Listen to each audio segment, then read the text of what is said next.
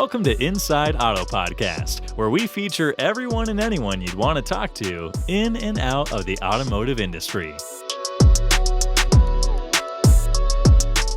Ilana Shabtai here with Aaron Horowitz, co-hosts of Inside Auto Podcast, where we interview top dealers, GMs, marketers, entrepreneurs, and thought leaders in and out of the automotive industry. Aaron, are you so excited to be back? Season 2, Inside Auto Podcast. Season 2, we are here. Let's do it. We're excited, and we have an amazing guest to kick us off. But before we introduce today's guest, this episode is sponsored by AutoLeadStar.com. The AutoLeadStar platform is built on technology so powerful it allows you to market, sell, and service cars as you would in the real world, online and at scale, making one-to-one matches between shoppers and inventory. AutoLeadStar is the only platform that is powered by scale, speed, and specificity to change the way dealers do marketing. Okay, Ilana, here we are. This is amazing. So our guest today does not actually need an introduction when you talk about the auto industry. It is, let's just reveal it, it's Kevin Frye from the Jeff Wyler Group. And Kevin, in addition to hailing from Ohio, or calling us in from Ohio, which is where I'm from, he's a fantastic guy to talk to now. I think we're in a very interesting kind of inflection point in the COVID pandemic and in the auto industry. But really, Kevin's experience goes very deep, and we like to go deep here. It's also very varied. We like to also be very shallow here, as those of you who listen regularly know. Kevin has been in the industry for over 15 years. And what's so cool about what he's done is, I think, poke at the edges of any technology that's out there and see how it could be integrated and applied to auto, virtual reality, e-commerce, integrated sales solutions, subscription services, right? All those things that people talk about, he's actually doing it. And that's great because we get to talk about that and things like affordable mobility. And it's just fantastic to have Kevin here with us. I will also note, Kevin's a former Naval Officer. And so we get to talk about cool things when we see him at conferences. And his and thank you for his service. Legendary. Yes, of course. So Kevin, welcome. Thank you for joining us.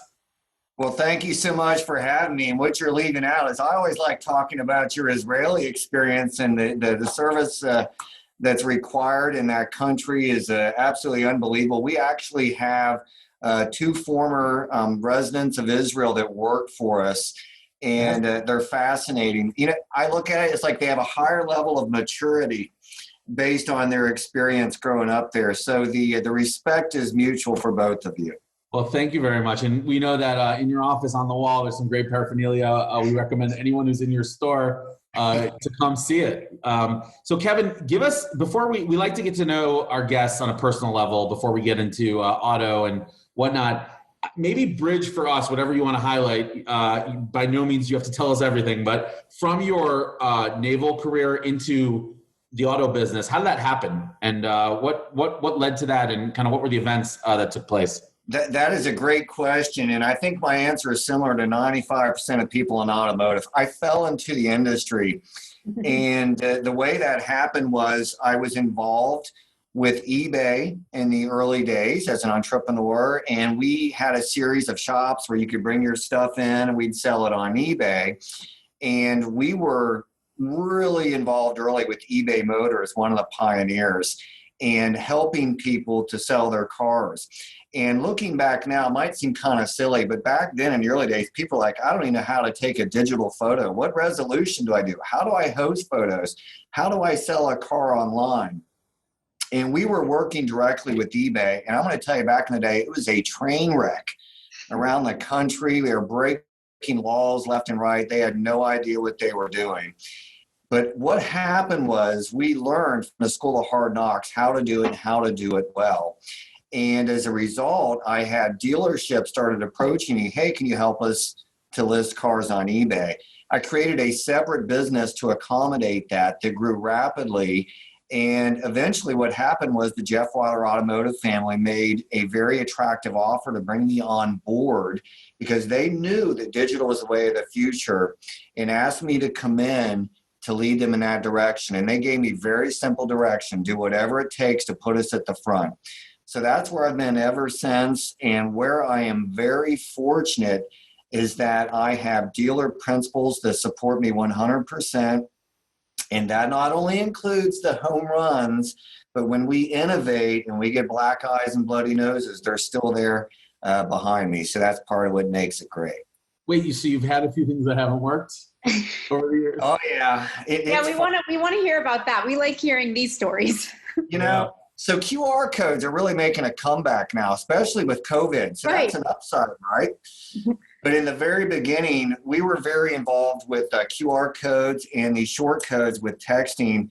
And I remember one of our dealerships, they were having we do a big sponsorship for this county fair. And so we probably order like 1,500 t-shirts with these QR codes and fans and text short codes, all this stuff, a t-shirt cannon that we would shoot off in the grandstands. We did this for an entire week, and I think we had like 7 clicks. It was awful. It just did not work at all. But you learn from that. There's some things people will engage with and will be successful, and there's other things that don't work out necessarily as expected. And auto subscription, I can share with you some of the things we've learned from that, because that certainly took us several different directions as well. Yeah, I definitely want to hear about subscription services, especially since I know you basically pioneered that in automotive. I wouldn't say I was the original person with the idea. I would put myself in the first 5. How's that? That's pretty good. That's pretty good. We were definitely the first in the Midwest to operate it. Model, Kevin, as well. There was a few, right? There was a subscription window, and I feel like some have successfully built the business model. Others are still struggling.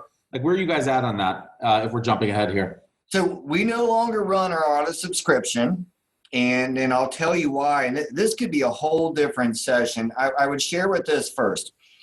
The most exciting thing I've ever done in automotive was working with auto subscription, and it absolutely blew up. Local media, we were on NBC Nightly News, we were on NBC Today Show. I mean, it created a tremendous amount of excitement. So without question, for the people that were utilizing it, they absolutely loved it. But I'm going to tell you on the other side, and this is where I'm known in the industry for being very transparent, very high risk for very low return. And the reality of auto subscription is, first, there was not a defined business model, which didn't stop us because we're innovators. We got out there, let's test this and go out there. But what I'm going to lay out for you is that the larger the fleet grows, the larger your risk grows, because depreciation is your key factor to measure. Got it. And if that depreciation doesn't work out the way you think, it can take you under very rapidly. Right. And this year is a great example.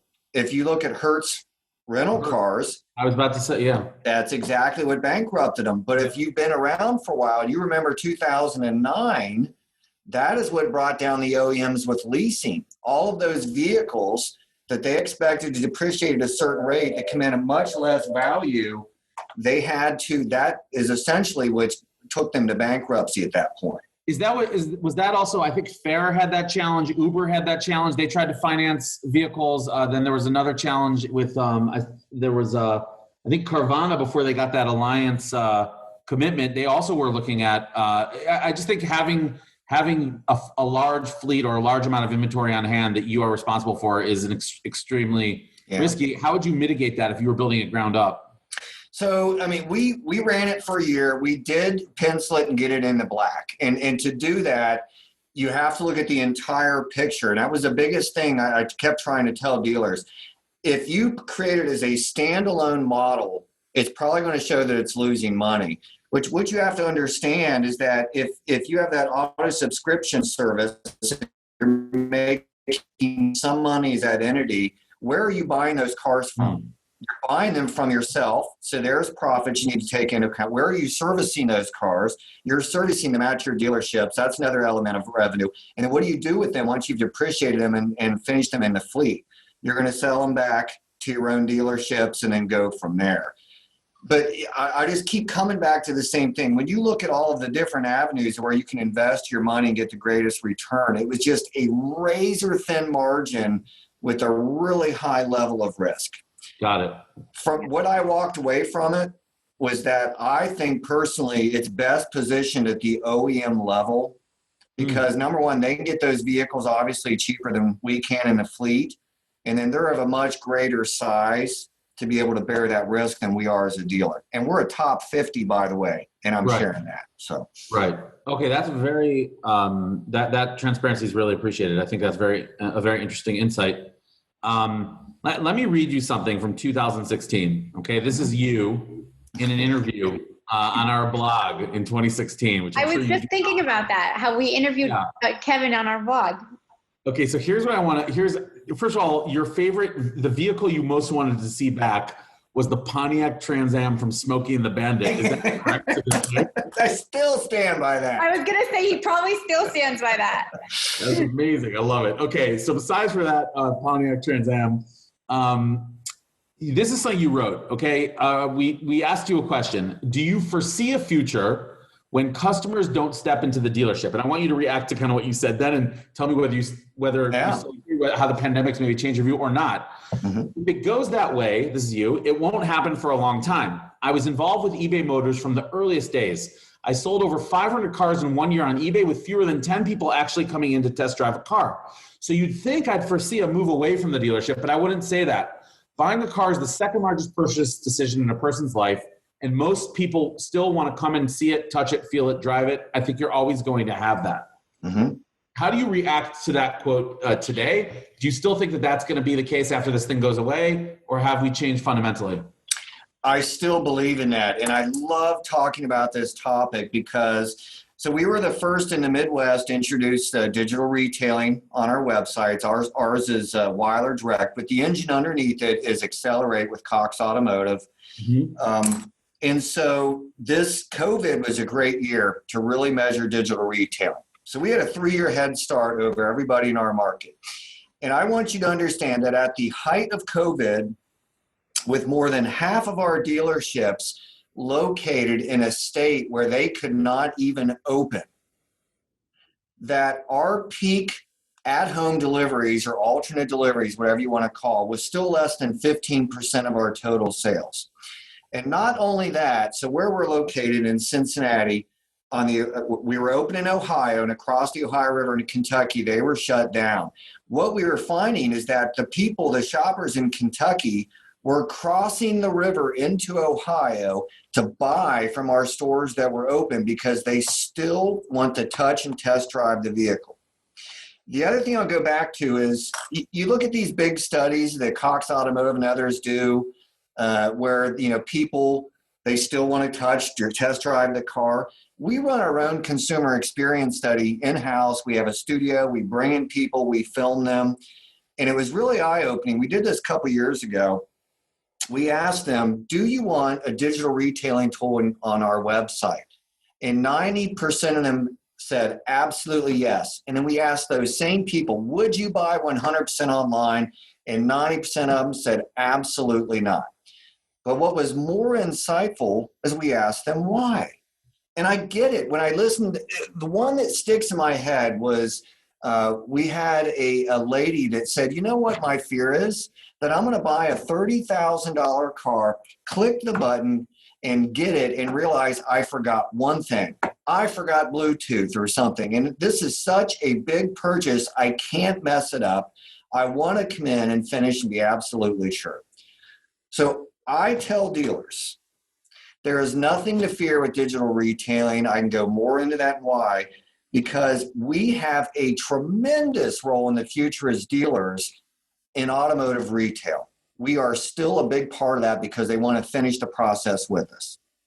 Yeah, no, I think that's a very deep insight. Meaning, if you look at the market, right? You look at non-private transactions.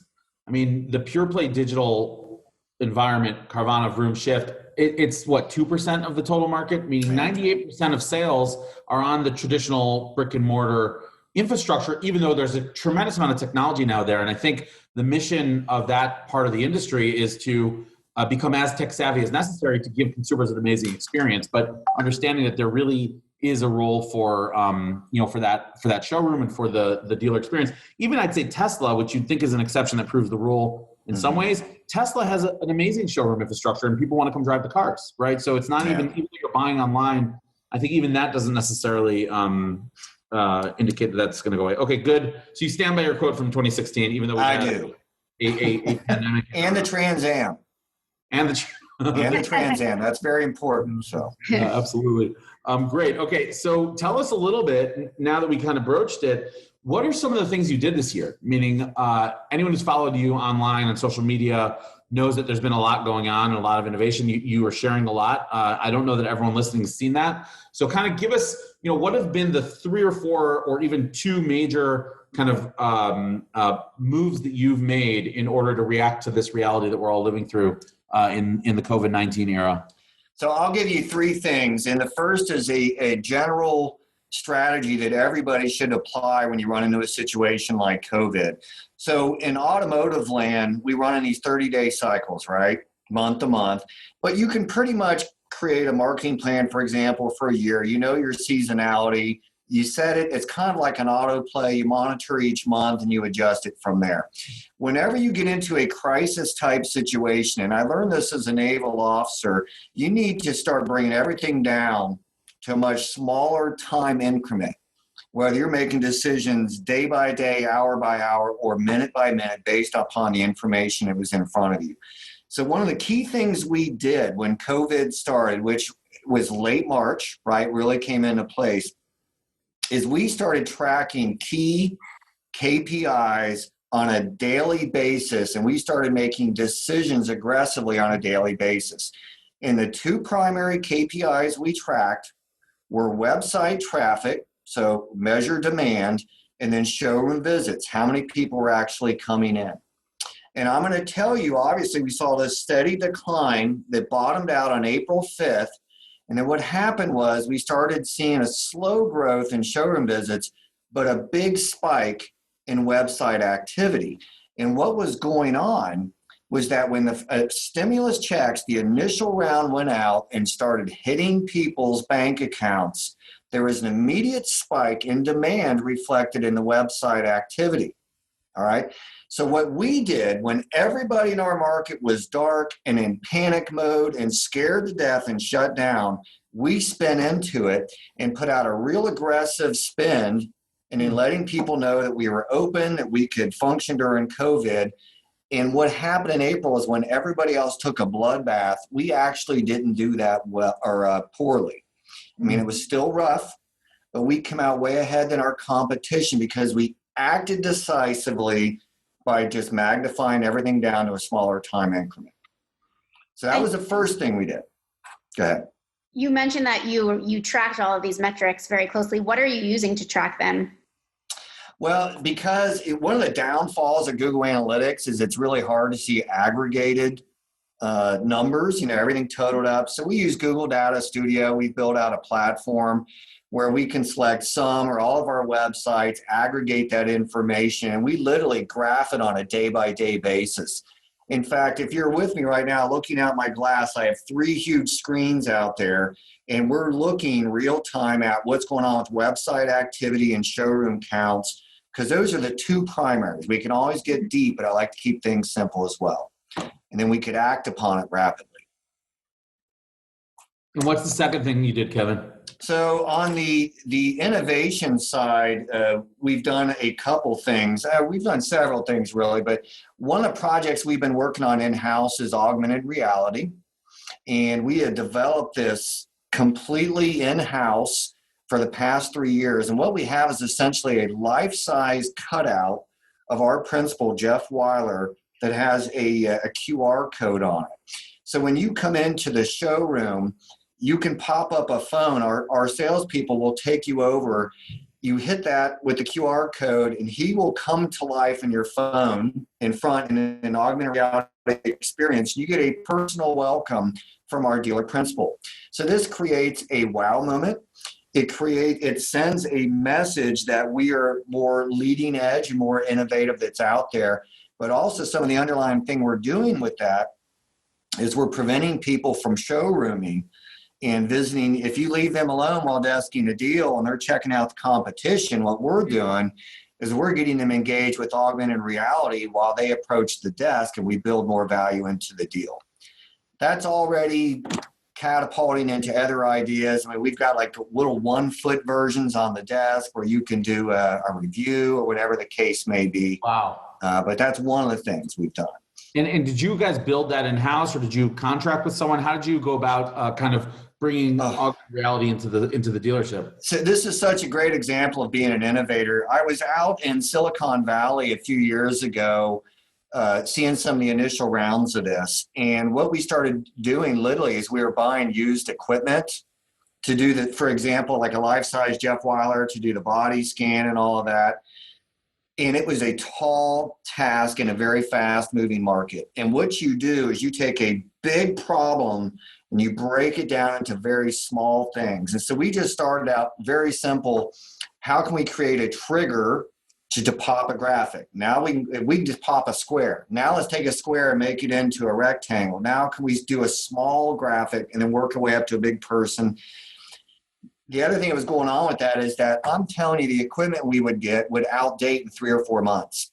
Wow. And so what we were doing to be cost effective is we kept going after and buying used equipment and moving along there. One of the things I share with dealers when I speak at the conferences is if you're going to try and do this, leverage off the assets that are around you. So we have a strong partnership with Nick Cybella with FlowFound. And I knew on Nick's team, he had some people, specifically one that used to work for Coca-Cola and had all this background in AR. So what I do is I get on the phone when we get stuck. I'd say, Nick, let me talk to the guy in your team. Can you help us out? Absolutely. And that's what you call a partnership.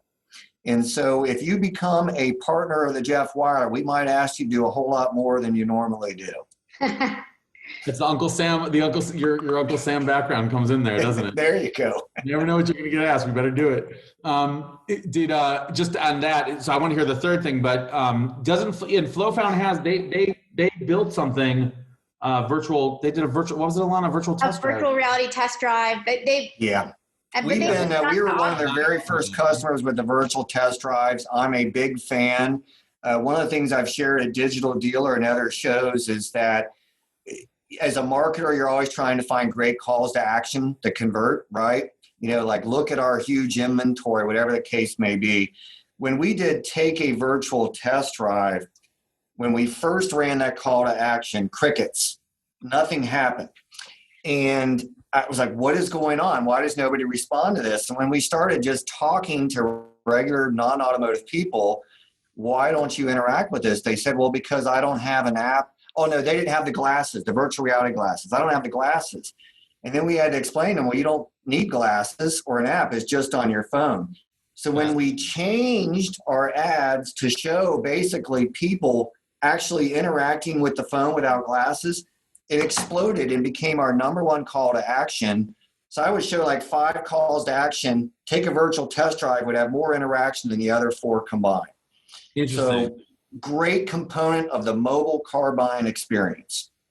Well, your customer feedback really shapes your marketing between digital marketing, digital retailing, and virtual reality. All the feedback has basically shaped how you've done your marketing, which is pretty amazing. Yeah, if you go out to Silicon Valley, the thing they'll constantly preach, and I'm 100% behind, is that you have to be consumer facing. It doesn't matter what I think or you think, it's what our consumers think. And so I always share that the simple question to ask yourself if you're working, and you don't even have to be at a dealership, if you're working on the vendor side, whatever the case may be, when you have a product or a service or, for example, a change in your website, ask yourself this: does this make us more consumer facing? If the answer is yes, you're probably going to win. But if the answer is no, I can pretty much guarantee it's going to be a bomb. So that's definitely what drives everything we do. All right, Kevin, what was the third thing that you guys did? So when it comes to automotive websites, simplifying and giving yourself 2 metrics that you looked at, augmented reality, and you talk about spending into the downturn. What's the third thing you guys did? Conversational websites. And let me explain, because I think in automotive, we do a horrible job. So let's think about this. Let's just be completely cynical and transparent on ourselves.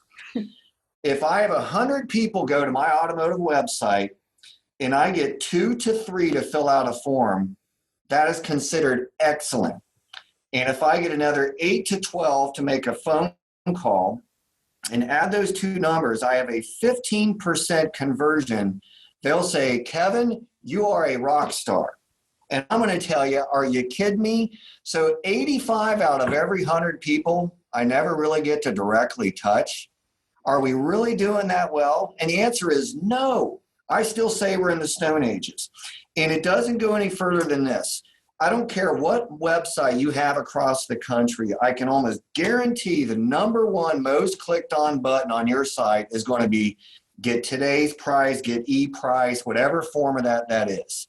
And Brian Pash has been great at exposing this as well. If you set an event and your analytics on that button and watch what happens, someone clicks on the button and about 70% of the time, those people jump right back out because they think they're going to get a price. So I'm going to tell you what we've been doing. It's innovative and it's gutsy and it takes work. And that is this. We started with take that button, get e-price, and when you click on it, it doesn't go to a form. It goes to live chat where we set up where you can actually get that price real time that you want. So let me give you one of the first obstacles we ran into. On new car pricing, this can be a tremendous advantage because of MAP rules, right? Minimal allowable price that you can show on your site. But the manufacturers will require that you get a name and or a phone or email address to be able to provide that, right? So that's what we would do. We would pop up, hey, welcome to the site. Can I get your name and number? And guess what happened? 70% of them jump right back out. Right. Right. So then what we did is we changed the wording. We would like to give you the absolute best price, but Honda requires that we get your name and phone number or email. And then guess what? All of a sudden, our conversion skyrockets. But what's more important, because we're getting in contact with them real time live, we're answering their question real time. We started setting more appointments. We're making more sales. We are more consumer facing because we're giving them a better experience. And on the dealership side, I'm getting rid of form leads that have these 30, 60, 90-day workflows, and all we do is pound ourselves trying to chase them 3 weeks later to set an appointment. It becomes way more efficient. This is now, we have tested on this so much. What we're doing now, more in its final version, is AI initially answers the chat to make sure it's not, hey, are you open? Or what's the direction? Stuff like that. AI can answer that. But if they pop a question, hey, I'm looking at the 2014 Honda Civic. What's the condition of the tires?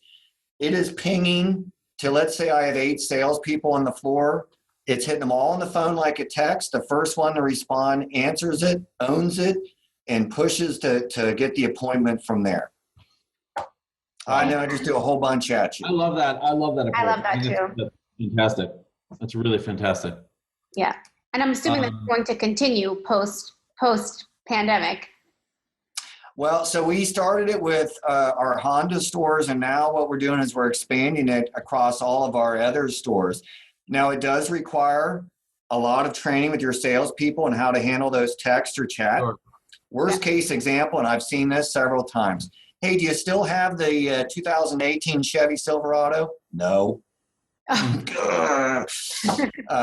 It's like inbound phone calls. You have to keep training on them. Yeah. But think about this on the other side. What is our biggest obstacle in hiring millennials and younger people? They hate the phone. What do they do all day?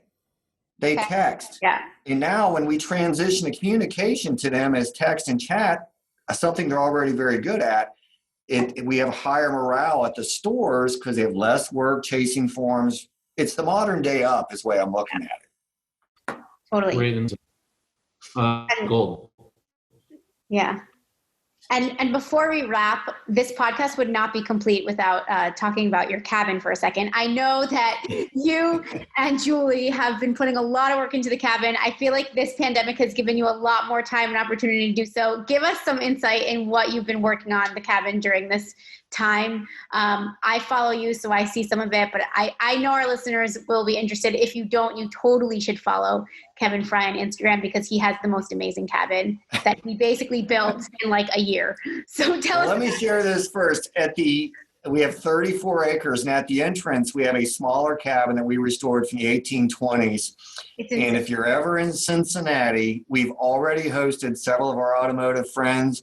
Stay up there, get the full experience. Yeah. And on the center part, we connected two cabins. One's from 1791, and the other one's 1820s, 1840s. Wow. Probably the big project of recent and through that from the summer through was setting up for chickens. So Julie now has 7 more pets. Warning, don't give your chickens names. Because we did lose one to a hawk, and she was heartbroken, had a funeral and everything. But we have fresh eggs. That's great. I love working outdoors and doing that type of stuff. So that's a good way for me to burn off some steam and relax and be creative. Yeah. Wow, that is a great story. We learned so much in this podcast. I don't know, when will we next be in a conference together? What's your prediction? I hope sooner rather than later. I applaud everyone that's working hard on the virtual conferences. But for me, automotive, it is such a personal space. I often joke we're one big inbred family because it doesn't take that long. We all know each other. We really do. And so if I'm going to work with a new partner, I guarantee I can talk to someone else that's probably worked with them, and we share feedback. And my favorite thing, hands down, to do at work is to go to these shows, meet with people like you, talk, learn about the latest and greatest. You've been around me. Those are the questions I'm asking when I'm going around. What are you doing? What's working? What's not working? And we all become better in the process. Yeah. Yeah, hopefully we'll get something in 2021. That would be wonderful. All right. Wow. What a great conversation. Kevin, thank you very much. Kevin Frye, Jeff Wyler Auto Group. And we learned a lot. We want to have you back and we'll get you up on our blog again. So in a couple of years, we can quote what you said and see what you stand by. We know you will still want that vehicle. We're certain of that. Thank you very much. Thank you. I really enjoyed it. I hope we get together in person this year, and come stay in the cabin if you're ever in Cincinnati. Yes, it's on my bucket list. Thank you so much. And to our listeners, if you like this episode, please tune in. Inside Auto Podcast. We'll catch you next time. Thanks for listening to Inside Auto Podcast. Check out our other episodes with top entrepreneurs and industry leaders.